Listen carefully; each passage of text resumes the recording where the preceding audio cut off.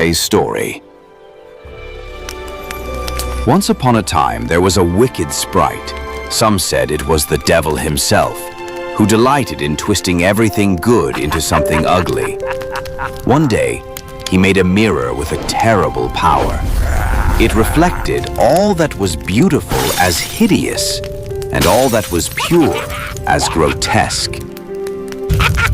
Now, the world will see how foolish beauty truly is. Mountains looked like lumps of soot. Even flowers appeared as black, rotting weeds. Soon his students, other mischievous little sprites, carried the mirror through the skies to mock the angels themselves. But as they flew higher, the mirror began to tremble in their hands. Hold it steady, fools! It slipped, tumbled through the air, and shattered into countless pieces. Some shards were no larger than grains of sand and blew across the world. When a tiny splinter entered someone's eye, it changed how they saw the world. All beauty appeared ugly, and all kindness foolish. If a piece pierced a person's heart, it froze into ice, turning that heart cold and unfeeling. Now chaos will reign forever. But the world had other plans. In a small town, two children lived next door to each other. The boy's name was Kay, and the girl's was Gerda. They were not brother and sister, but they loved each other as if they were. Their families' houses stood so close that the gutters nearly touched. Each home had a little wooden box beneath the eaves, filled with soil for growing herbs and roses. The children had connected their boxes across the narrow alley, making a bridge of blossoms between the two windows. Every summer they would sit among the roses, reading stories and watching the bees hum. But one winter, as the snow drifted like feathers through the air, something strange happened. Gerda and Kay sat by the window, watching the snowflakes fall. Each snowflake looks like a little white bee. But bees live in hives. Where do snow bees live? In the Snow Queen's palace, high in the sky. She rules over them all. At that very moment, a sharp sliver from the wicked mirror flew on the wind and lodged in Kay's eye. Another splinter slipped straight into his heart. Gerda rushed to help him, but he pushed her away. Stop fussing. You always cry about nothing. From that moment, everything changed. The roses no longer seemed beautiful to Kay. He called them ugly. When snow fell, he no longer saw its wonder, only cold and emptiness. That winter, he began to spend his days with older boys, mocking those who still believed in fairy tales. One cold evening, as he pulled his sled through the square, a large white sleigh stopped beside him. Its driver smiled at him, her eyes like frozen glass. Would you like to ride with me? Kay nodded, not afraid. He tied his little sled to the back of hers, and when she drove off, he was pulled faster and faster until the wind roared in his ears. Suddenly, the sleigh turned toward the sky. Kay cried out, but the driver caught him in her arms.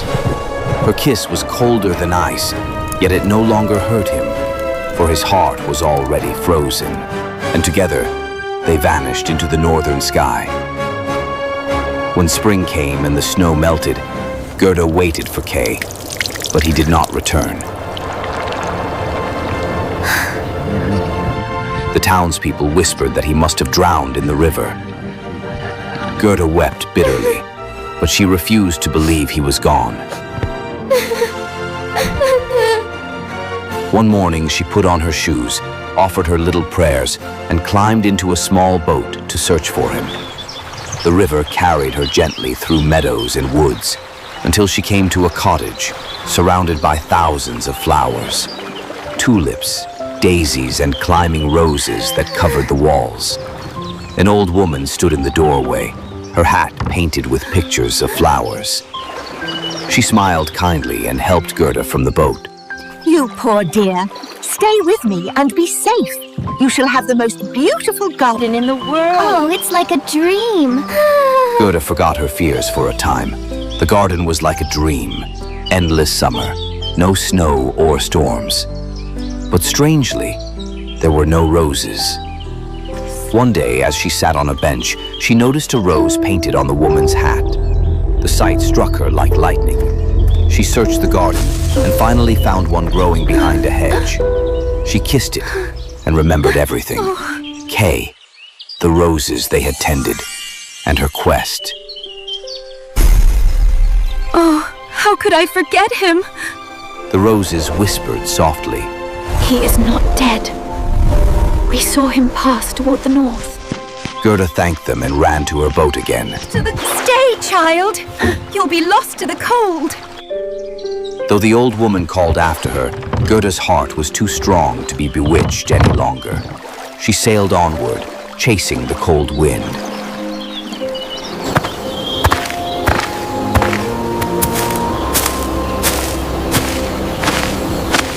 Gerda's journey led her through forests and fields until she came to a grand palace of white stone. A crow sitting on the gate spoke to her. Good day. Why do you wander alone, little girl? I am looking for my friend Kay. Have you seen him? Perhaps. There is a young prince inside who looks just like your friend. Come, I will show you.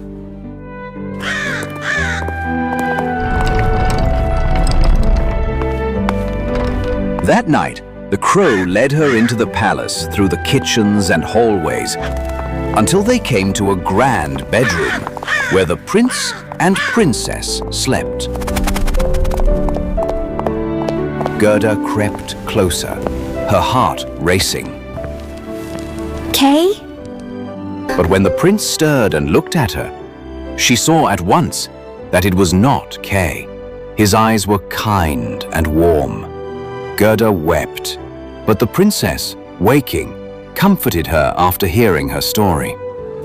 The prince and princess gave Gerda warm clothes, a golden carriage, and food for the road. Gerda thanked them and continued her journey, heading further north toward the land of ice. Gerda's golden carriage shone so brightly that robbers in the dark forest saw it from afar. They sprang out from the trees, shouting and laughing. Whoa. "Gold! Treasure!" they cried. Before Gerda could scream, the robbers seized her and dragged her to their den. Inside sat the bandit leader. What have you brought me? A princess in rags. Let me keep her. She'll be my playmate. The robbers laughed and agreed. The girl, though wild, was not cruel. She shared her food with Gerda and listened to her story about Kay and the Snow Queen. I'm looking for my friend Kay. The Snow Queen took him. Then you're foolish. But I like you. You're not like the others we've caught.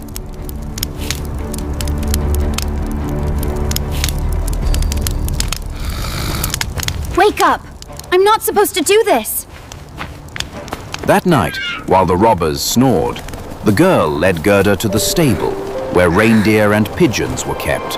This one knows the way north, to the Snow Queen's palace. She untied a great northern reindeer with warm brown eyes.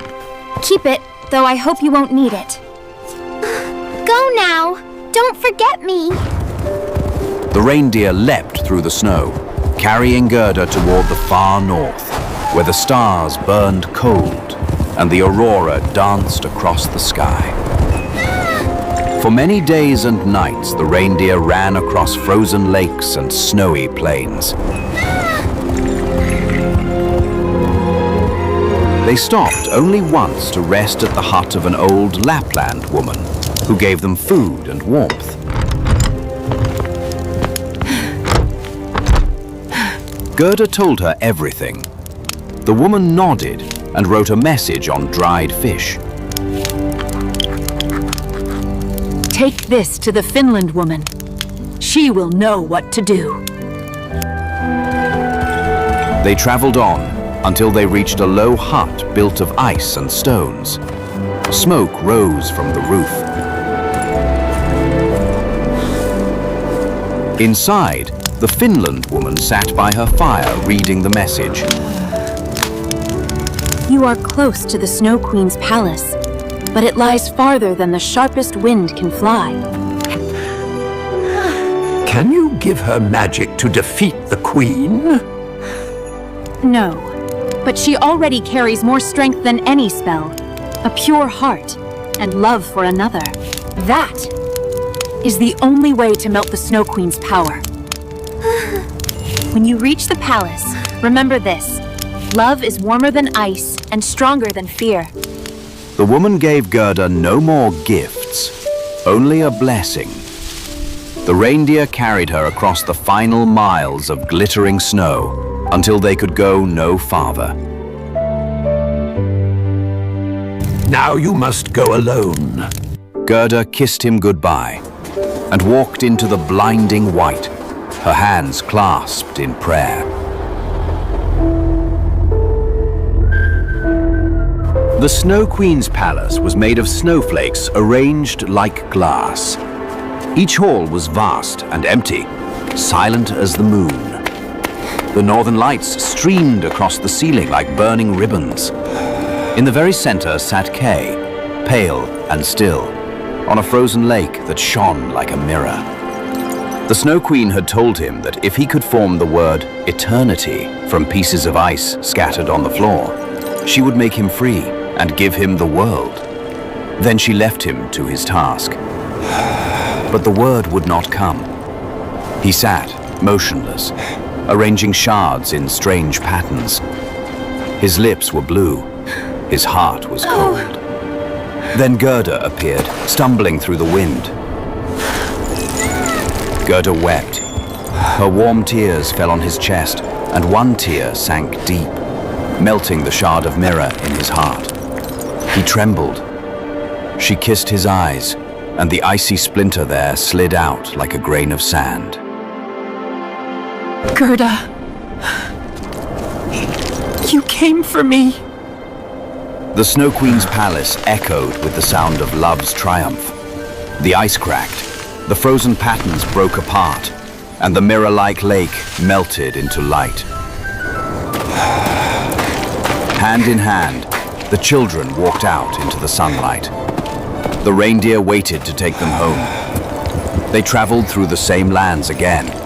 The Finland woman's hut, the Lapland woman's fire, and finally, the forests that bloomed once more with green. When they reached their town, they found everything just as it had been. The gutters, the rose boxes, the same windows. The roses were in bloom, whispering gently in the summer air. Kay and Gerda sat down together, holding hands. They were a little more grown now, though their hearts remained as pure and childlike as ever. The old church clock struck 12, and the bells rang bright and clear. The world was as it had always been, full of thorns and snow, yes, but also full of roses. And in that moment, they knew that true love, brave and innocent, could melt even the coldest heart.